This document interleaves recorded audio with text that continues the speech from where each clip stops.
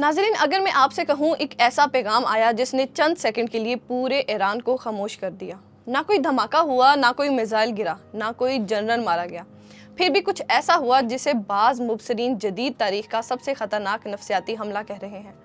अब 1 मार्च की बात करें, एक आम सी सुबह, लोग घरों में सो रहे थे, सिपाही अपनी ड्यूटी पर मौजूद थे, शहर मामूल की खामोशी में लिपटे हुए थे। मगर फिर एक नोटिफिकेशन, फिर हज़ारों, फिर लाखों, फिर करोड़ों, तकरीबन 4 करोड़ फ़ोन एक साथ रोशन हुए और स्क्रीन पर लिखा था, खुदा की मदद आ पहुंची है। लेकिन ये पैगाम किसी सियासी जमात ने नहीं भेजा था, ना किसी न्यूज़ चैनल ने और ना ही किसी बैरूनी वेबसाइट ने। नाज़रीन, ये आया था ईरान की एक ऐसी ऐप से जिस पर सबसे ज़्यादा एतमाद किया जाता है। नाम है बाद-ए-सबा। नाम ही में रूहानियत है। वही ऐप जो अजान की याद दहानी कराती है, जो किबला दिखाती है, जो नमाज के औकात बताती है, जो लाखों नमाजियों, पासदरान और फौजी एहलकारों के फ़ोन में बरसों से मौजूद थी। सोचिए, अगर आपकी इबादत की ऐप अचानक आपको कहे, उठने का वक्त आ गया है, हिसाब का वक्त आ गया है, निज़ाम छोड़ दो, तो आप क्या करेंगे? ये सिर्फ साइबर अटैक नहीं था नाज़रीन, ये जहन पर हमला था, ये एतमाद पर हमला था। और सबसे ख़तरनाक बात यहाँ ये है, इस ऐप के लाखों सार्फिन ने खुद इसे लोकेशन की इजाज़त दे रखी थी। यानी पैगाम भेजा भी गया और देखने वाले की जगह का इल्म भी मौजूद था। क्या ये महज हैकिंग थी या किसी बड़े स्क्रिप्ट का पहला सीन?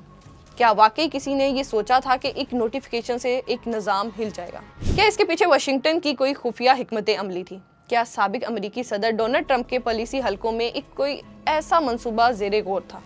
और सबसे अहम सवाल यहाँ ये है, क्या 37 मिलियन फ़ोन्स हैक होने के बाद 37 मिलियन दिल भी हैक हो गए? या फिर कहानी ने वो मोड़ लिया जिसका अंदाज़ा मंसूबा साजों को भी नहीं था? नाज़रीन, ये वाक़या सिर्फ ईरान तक महदूद नहीं था, ये दरअसल एक नए जंगी मॉडल का तजर्बा था। ऐसा मॉडल जिसमें बारूद कम खर्च होता है मगर डाटा ज़्यादा। ऐसा मॉडल जिसमें फ़ौजी सरहद पार नहीं करते मगर सरूर पार कर लेते हैं।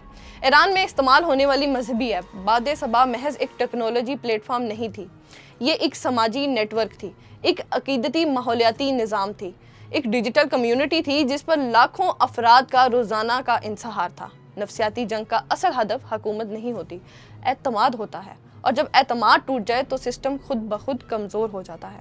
इसीलिए जदीद जंग में 3 चीज़ें सबसे ज़्यादा कीमती होती हैं। सबसे पहला होता है डेटा, दूसरा बयानिया और तीसरा होता है वक्त। ये पैगाम ऐन उस वक्त भेजा गया जब आलमी सतह पर ईरान दबाव में था। इक्तसादी पाबंदियाँ, सफारती तनाव, इलाकाई कशीदगी। ऐसे माहौल में अगर अंदरूनी बेचैनी भड़क जाए तो बाहर से किसी हमले की ज़रूरत नहीं रहती। कुछ तजर्बाकारों के मुताबिक वाशिंगटन के पॉलिसी हलकों में ये सोच मौजूद रही है कि ज़्यादा दबाव, कम बराह रास्त तसादम कभी कभार अंदरूनी तब्दीली का रास्ता हमवार कर सकता है।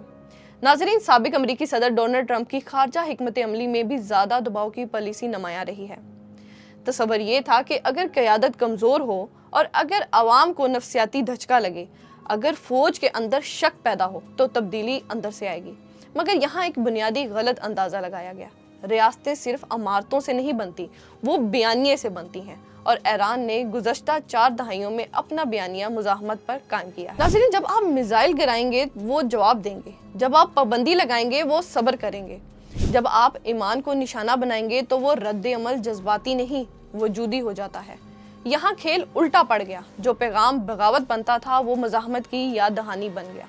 जो नोटिफिकेशन खौफ पैदा करता था वो इत्तेहाद का सबब बन गया। और सबसे अहम ये कि उस वाक़े को फ़ौरन एक नए बयानिए में डाल दिया गया है। दुश्मन तुम्हारे दिल तक पहुंचना चाहता है। जब कोई कौम हमले को अपनी शिनाख्त का मसला बना ले तो वो मज़ीद सख्त हो जाती है। यही वजह है कि जदीद नफसियाती जंग में सबसे बड़ा ख़तरा टेक्नोलॉजी नहीं, गलत अंदाज़ा होता है। सिस्टम को समझ लेना काफ़ी नहीं होता, समाज को समझना ज़रूरी होता है। नाज़रीन, मार्च 2026 का ये वाक़या हमें एक सादा मगर गहरा सबक देता है। जंगें अब मिसाइलों से कम और जहनों से ज़्यादा लड़ी जा रही हैं, मगर हर डिजिटल हमला कामयाब नहीं होता, क्योंकि सरूर रूम में बैठकर कौमे की नफसियात नहीं समझी जा सकती। ऐप हैक हो सकती है, डेटा चुरा लिया जा सकता है, नोटिफिकेशन भेजा जा सकता है, मगर वो यकीन नहीं तोड़ा जा सकता जो दिल में जड़ पकड़ चुका हो। और उसी दिन शायद ये साबित हुआ कि असल शिकस्त उसकी हुई जिसने समझा कि स्क्रीन की रोशनी दिलों के ईमान से ज़्यादा ताकतवर है।